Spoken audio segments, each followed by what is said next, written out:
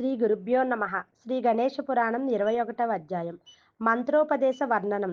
శ్రద్ధాళువ ఎంతో ఆసక్తితో కథను ఆలకిస్తున్న భీమునితో విశ్వామిత్ర మహర్షి ఇలా కొనసాగించాడు. ఓ రాజా, ఎప్పుడైతే వరదుడైన వినాయకుని మూర్తి హఠాత్తుగా అంతర్ధానమైపోయిందో బాలకుడైన దక్షునికి ఇక దిక్కు తోచలేదు. ఎంతో బెంగతోనూ బాధతోనూ విహ్వలుడై దారిన పోయే వారినందరినీ కూడా చెట్లు చేమలతో సహా, వినాయకుడు మీకెక్కడైనా కనిపించాడా, మీకేమైనా ఎదురైనాడా చెప్పమంటూ విలపించసాగాడు. ఆ ఆఘాతకానికి తట్టుకొనలేక మూర్ఛిల్లినాడు. ఇంతలో అతనికి దైవావసానాన ఒక అద్భుతమైన స్వప్నం కలిగింది. అందులో ప్రకాశమానమైన సుందర వదనంతో బ్రహ్మ వర్చస్సుతో దేదీప్యమానంగా వెలుగొందే ఒక బ్రాహ్మణుడు ఎదుట నిలబడి, అభీష్టవరమును నీకు ప్రసాదించాను. నీకు ప్రత్యక్షమైన గజాననుని ఏ వరములు అర్థించదలచినావో అవన్నీ నీకు ఇచ్చాను అని చెప్పి వెళ్ళిపోతుండగా ఒక్క ఉదుటన మేల్కొంచి తన ఎదుట ఉన్న ఒక బ్రాహ్మణుడిని దర్శించి పరమానంద భరితుడైనాడు. అతడిని ముద్గలుడు అనే బ్రాహ్మణోత్తముని ఆశ్రమానికి దారిని చూపగోరాడు. ముద్గలాశ్రమ వర్ణనం. ఆ బ్రాహ్మణ్ణి అనుసరించి దక్షుడనే ఆ రాకుమారుడు వెళ్ళగా ముద్గలుని ఆశ్రమం కనుచూపు మేర దూరంలో కనిపించింది. గజాననుని భక్తులలో శ్రేష్ఠుడైనవాడు, అనేక శిష్యులచే ఆశ్రయింపబడినవాడు, అన్ని జీవుల పట్ల కరుణ ఉట్టిపడుతూ అభయాన్ని ప్రసాదించినవాడు, వేదాంగములలో దిట్టయై సర్వశాస్త్రములలో పారీణుడైనవాడు, యోగంలో అనేక సిద్ధులను తనకు ఆభరణాలుగా ధరించినవాడు అయిన ఆ ముద్గల మహర్షి ఆశ్రమం ఎలా ఉన్నదంటే, ఎంతో రమణీయమైన ప్రకృతితో శోభిల్లుతూ అనేక రకాలైన ఫల పుష్ప వృక్షాలతోనూ అనేక ఆశ్చర్యకర వస్తువులతోనూ నిండి, అది యక్షుల ప్రభువైన కుబేరుని రాజధాని అలకాపురిని మరిపించేదిగాను, దేవతల రాజైన ఇంద్రుని నందనోద్యానవనాన్ని తలదన్నేదిగాను అత్యంత శోభాయమానంగా వెలుగుతున్నది. ఆశ్రమంలో రత్నాలతో పొదగబడిన స్వర్ణ వినాయకుడిని అర్చిస్తున్న ముద్గలుణ్ణి దర్శించాడు.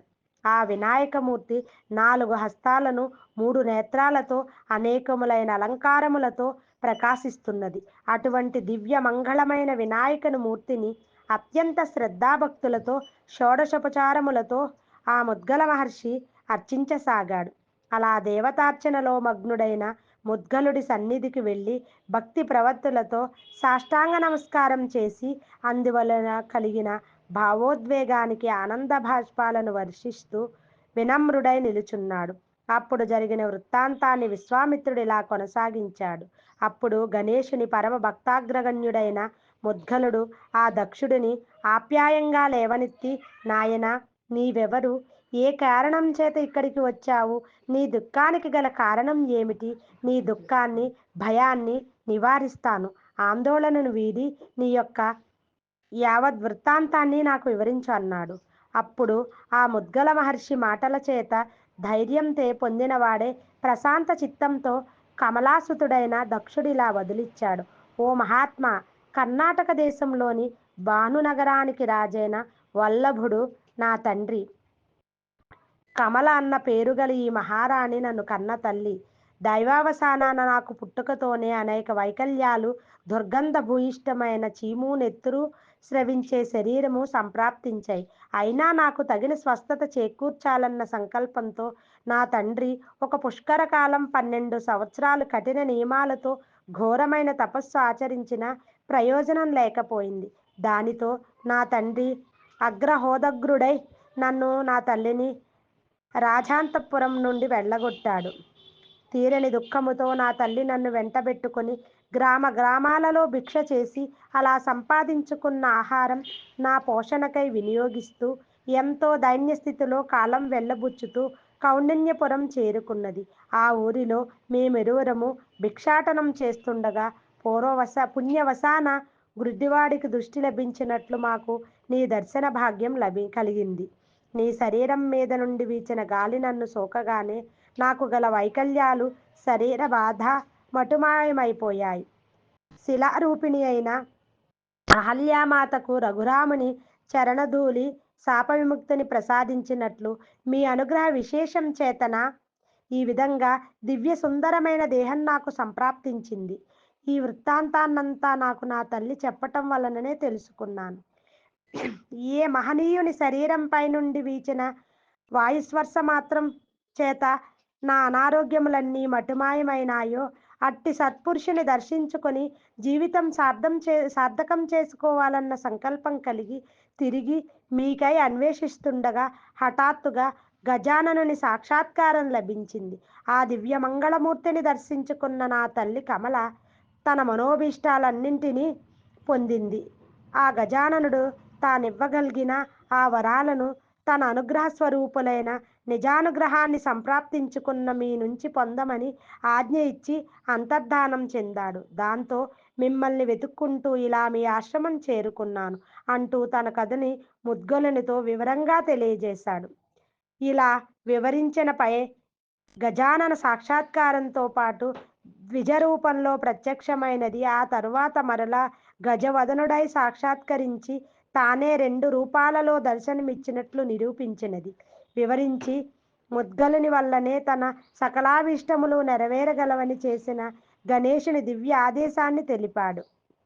గజాననుని అంతర్ధానంతో ఎంతో వ్యధలో ఎంతో వ్యధకు లోనైనానని, ఆ వివసతలో స్పృహను కోల్పోయానని, వరం కోరుకోమన ఆ దివ్యాదేశాన్ని మననం చేసుకుంటూ ముద్గలుని ఆశ్రమానికి చేరుకున్నానని తెలియజేశాడు. ఇంకా ఆ దక్షుడు ఇలా అన్నాడు: ఓ మహాత్మా, ముద్గల మహర్షి పరిపూర్ణ గణేశానుగ్రహానికి పాత్రుడువైన నీవే సాక్షాత్ గజానుడవు. ఆ భగవానుని అనుగ్రహ విశేషం చేత నాకు సర్వము గణేశమయమై కనిపిస్తున్నది. ఈ వృత్తాంతాన్ని అంతటిని సోమకాంత మహారాజుకు వినిపిస్తున్న భృగు మహర్షి ఇలా అన్నాడు. భక్తి పూరితాలైన దక్షిణి యొక్క వచనాలను విని ముద్గల మహర్షి ఇలా అన్నాడు: నాయనా, నీవు ఎంతో అదృష్టవశాలివి. నీకు గల అనన్య భక్తి వల్లనే నీకు పై రీతిలో గజాననుగ్రహం సంప్రాప్తించినది.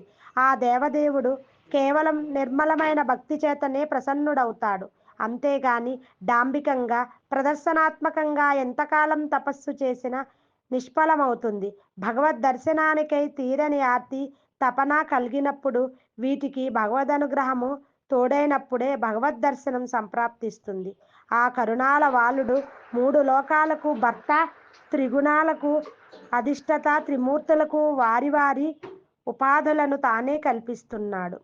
పంచభూతములకు, పంచతన్మాత్రలకు, ఇంద్రియ మనోబుద్ధుల కన్నా అతడు అతీతుడైనవాడు. ఆయనను దేవతాగణములు కానీ, గంధర్వాదులు కానీ, చిరకాలం తపస్సు చేసిన ఋషులు కానీ, వేదములు కానీ కనుగొనలేవు. అటువంటి దేవతలకే దేవుడైన గజాననుడిని సాక్షాత్కారం పొందిన నీవు చాలా ధన్యుడివి. నీ వంటి భక్తుడు నాకు పరిచయం అవటం నాకు ఎంతో సంతోషాన్ని ఇస్తున్నది అంటూ ముద్గలుడు ఆ దక్షునికి నమస్కరించి ప్రేమపూర్వకంగా ఆలింగనం చేసుకున్నాడు. ఆ తర్వాత ముద్గల మహర్షి గజాననుని ఏకాక్షర మహామంత్రాన్ని సాంగోపాంగంగా దక్షునికి ఉపదేశించి ఇలా అన్నాడు: ఓ రామా, ఈ మంత్రాన్ని ప్రతిదినం క్రమం తప్పకుండా నియమంగా జపించు. నీ సకల అభీష్టాలు గణేశానుగ్రహం చేత సిద్ధిస్తాయి. గణేశుని భక్తి చేత ఇంద్రాది దిక్పాలకులు సైతం వశ్యులై ఉంటారు. అనన్య మనస్సుతో ఆ పరాత్పరుని ధ్యానిస్తే సకల సంపదలు చిరకాలం అనుభవించి అంతములో మోక్ష పదాన్ని పొందుతావంటూ దీవించాడు. ఇది శ్రీ గణేశ పురాణం ఉపాసనాఖండంలోని మంత్రోపదేశ వర్ణనం అనే 21వ అధ్యాయం సంపూర్ణం.